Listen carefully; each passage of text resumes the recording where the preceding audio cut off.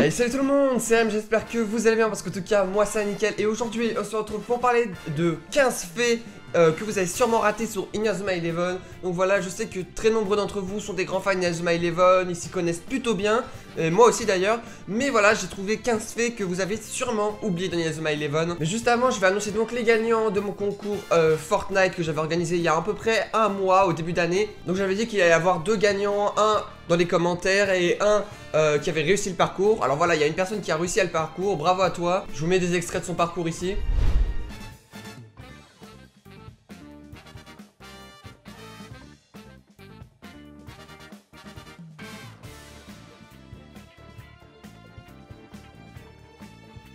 Il a été vraiment chaud, donc un gros GG à toi. Et ensuite, la deuxième personne, bah, c'est le gagnant, tout simplement, dans les commentaires de la vidéo. Donc voilà, son nom s'affiche ici.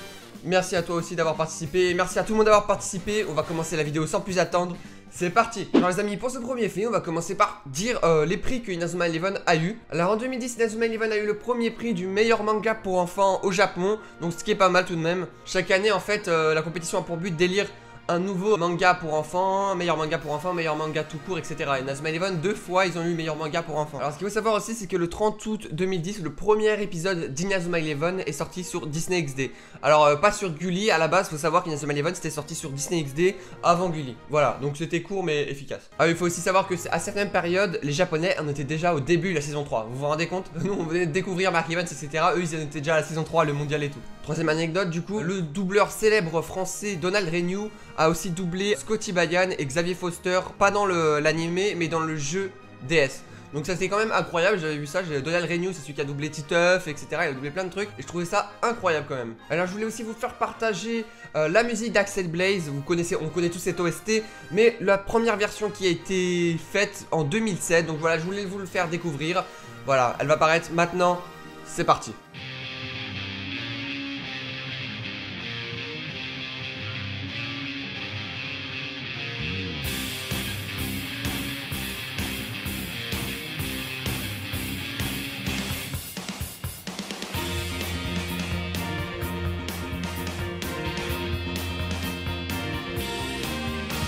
Alors pour la cinquième anecdote, toujours en parlant de musique, je sais pas si vous avez remarqué, mais le début des phrases du générique en français sont les mêmes que celles du japonais, générique japonais. Il y a 2-3 phrases du début, c'est quand même fou. Alors prochaine anecdote, vous savez le match Brésil-France dans Inazuma Eleven, donc Inazuma Eleven saison 3, le Brésil a remporté 3-0 contre la France. On n'a pas vu beaucoup du match, mais on a vu que la France avait perdu 3-0. Du coup ça s'est inspiré de la vraie finale qui s'est passée en France, 3-0 pour la France cette fois-ci. Mais vu que la France on n'est jamais respecté dans Inazuma, voilà ce qui arrive, bordel de merde. Oh, faut se faire respecter un petit peu, on en a marre nous les Français. Alors en septième anecdote, c'est tout simplement dans le film Inazuma Eleven Go, Griffon les liens ultimes. Je sais pas si vous voyez à la fin, mais on voit la sœur de Tescat. Voilà, simple, rapide, efficace. Voilà l'anecdote. Anecdote suivante. Alors je sais pas si vous avez remarqué aussi, le tourbillon de feu dans le jeu vidéo est appelé tempête de feu dans l'anime. Neuvième anecdote, Nakata aurait pu rejoindre Inazuma Japon.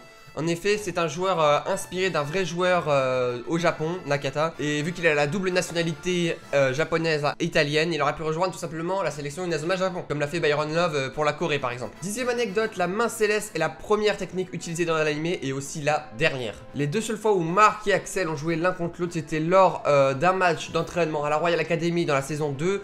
L'épisode 56, je crois, c'était Mark contre Axel, donc ils n'ont pas vraiment joué ensemble. Mais la seule fois où ils ont vraiment joué ensemble et qu'il y a eu un vainqueur d'ailleurs, c'était lors de la saison 3, le match d'entraînement, la sélection A contre la sélection B. Et donc il y avait Mark Evans contre Axel. Et c'est Mark Evans qui est sorti vainqueur de ce match. Alors deuxième anecdote, Inazuma Eleven ont organisé un sondage il y a longtemps, je crois de cela. Ils avaient voulu élire le meilleur joueur préféré des fans. Je crois que c'était à partir de la saison 1, à la fin de la saison 1 au Japon, donc il y a très longtemps. Et les Japonais avaient voté donc pour Martin. Martin avait remporté ce sondage. C'était un gros troll en gros qu'il y avait eu sur les réseaux sociaux, etc. Sinon vous en doutez bien, ce n'est pas Martin qui aurait gagné. Et du coup c'est pour ça qu'ils l'ont remis dans le jeu Inazuma Eleven Go en tant que membre du 5ème secteur. 13ème anecdote, à la base Shadow devait rejoindre les Raymond. Axel en gros il devait pas revenir dans l'équipe tout simplement. Donc voilà, c'est un communiqué du créateur du Inazuma Eleven qui l'avait dit.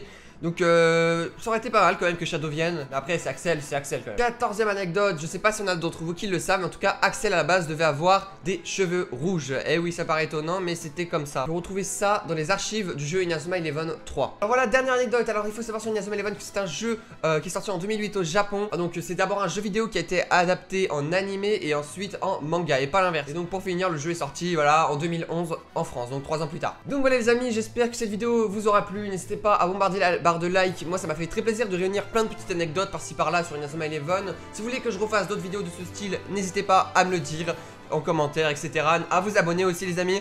Sur ce, c'était Rems et je vous dis à très bientôt pour une prochaine vidéo.